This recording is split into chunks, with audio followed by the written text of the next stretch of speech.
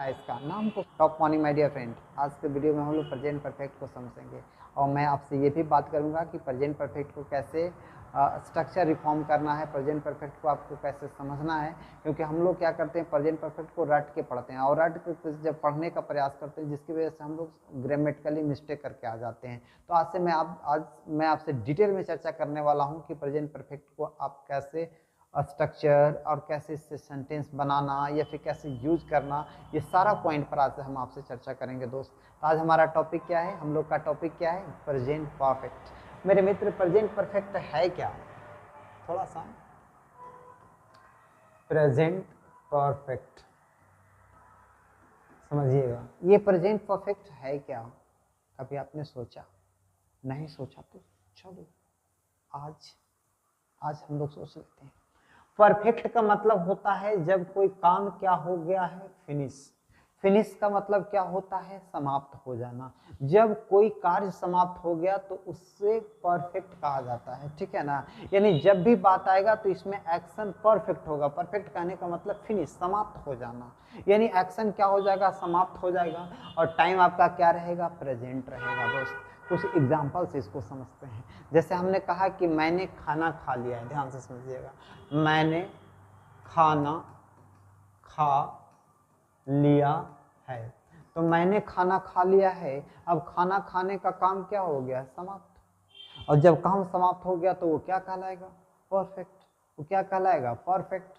यानी इस टेंस का नाम क्या है, प्रेजेंट। ये सेंटेंस में क्या आ गया, प्रेजेंट परफेक्ट आ गया। अब मेरे मित्र यहाँ समझते हैं कि इसका स्ट्रक्चर क्या होता है, क्योंकि हम लोग स्ट्रक्चर को भी क्या करने लगते हैं, रटने लगते हैं, जिसकी वजह से हम लोग भूलने लगते हैं। प्रेजेंट कंटिन्यूअस याद किया तो परफेक्ट खत्म, परफेक्ट याद किया तो सिंपल प्रेजेंट खत्म, सिंपल प्रेजेंट याद किया तो पास्ट खत्म।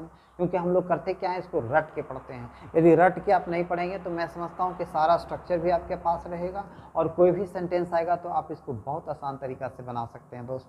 तो अब मैं आपको बताता हूँ कि इसका स्ट्रक्चर क्या बनेगा। अब देखिए, परफेक्ट के लिए क्या लगा देना है, वर्ब का थर्ड फॉर्म। परफेक्ट के लिए लगाना क्या है, वर्ब का थर्ड फॉर्म। तो वर्ब का थर्ड फॉर्म लगा दिया तो ये परफेक्ट हो गया।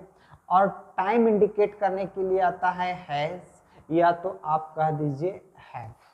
हैज और हैव लगाएंगे तो टाइम क्या बात करेगा, प्रेजेंट का बात करेगा। क्लियर है, समझ पा रहे हैं। हैज और हैव से क्या बात होगा, टाइम बात होगा। और टाइम क्या बात करेगा, प्रेजेंट का बात करेगा। और V3 से फिर क्या हो गया, परफेक्ट हो गया। यानी हैज हैव V3, यही स्ट्रक्चर है दोस्त किसका, प्रेजेंट परफेक्ट का। सब्जेक्ट और ऑब्जेक्ट कॉमन है, यहाँ पे हम लिख नहीं रहे। शुरू में सब्जेक्ट लगाना है, लास्ट में ऑब्जेक्ट लगा देना, आपका स्ट्रक्चर बन के क्लियर हो जाएगा। अब मैं आपको बताता हूँ दोस्त कि अब हैज़ और हैव दो मामला आ गया तो किसके साथ आप हैज़ लगाएंगे और किसके साथ हैव लगाएंगे, ये बात को भी थोड़ा सा समझ लेते हैं। मैं आपको माइंड में बिल्कुल आराम तरीका से रख दे रहा हूँ, ध्यान से समझिएगा। यदि सब्जेक्ट आपका क्या है, सिंगुलर है मेरे मित्र, सुना आपने, सब्जेक्ट जब क्या है, सिंगुलर, तो उसके साथ क्या लगाना है, हैज़ लगाना है। और अगर आपका सब्जेक्ट क्या है, प्लूरल है, तो प्लूरल के साथ क्या लगाना है, हैव लगाना है। यानी खेल किसका है, सब्जेक्ट का है। सब्जेक्ट का यदि सिंगुलर है तो हैज लगाना है, और जब सब्जेक्ट आपका प्लूरल है तो क्या लगाना है, हैव लगाना है। तो अब यहाँ पे आप समझ गए होंगे कि किसके साथ हैज लगाना है और किसके साथ हैव लगाना है। क्लियर है यहाँ पे। अब मैं आपको कुछ एग्जाम्पल से यहाँ, लेकिन आई क्या है, अपवाद है दोस्त। आई अपवाद में रहता है, इसके साथ हैव लगता है, ठीक है ना। आई बड़ा खच्चड़ है ग्रामर में, इसको लेकर के ज़्यादा टेंशन हम लोग को लेना नहीं है। आई के साथ हैव लगता है, ठीक है, एक खाली नोट में लिख लीजिएगा। अब यहाँ पे लिख दिया कि आई हैव, अब खाना का क्या हो गया, इटेन, है ना। अब क्या खा लिया भाई, फूड, है ना, तो eaten food. I have eaten food, आपका अंग्रेजी बन गया। क्लियर, ये तो बनाना हुआ, स्ट्रक्चर हुआ। अब मैं आपको बताता हूँ, जो बड़ा रहस्य वाली बात है, एग्जाम में कैसे पूछेगा।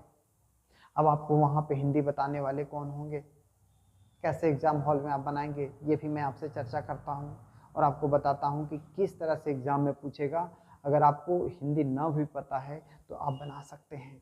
क्या मामला है ये समझाते हैं दोस्त। यदि बात आता है कि यदि सेंटेंस में लिखा हुआ है ऑलरेडी, ऑलरेडी का मतलब हो जाता है पहले ही, या फिर लिखा हुआ है येट, या फिर लिखा हुआ है जस्ट, या फिर लिखा हुआ है सोफा, हो गया। ये ऐसा वर्ड है जो एक्शन को समाप्त दिखलाता है। अर्थात जिस सेंटेंस में ये लगा हुआ है तो एक्शन क्या हो जाएंगे, समाप्त हो जाएंगे। ठीक है, तो आप समझ जाइएगा कि यदि जिसमें ये वर्ड लगे हुए हैं उसमें क्या लगाते हैं, प्रेजेंट परफेक्ट लगाते हैं। एक एग्जांपल से मैं आपको समझाता हूँ कि किस तरह से आपसे प्रश्न पूछा जाएगा। जैसे हमने कहा कि यहाँ पे लिखा है कि सी ब्लैंक्स दिस फिल्म, ध्यान से समझेंगे, दिस फिल्म ऑलरेडी,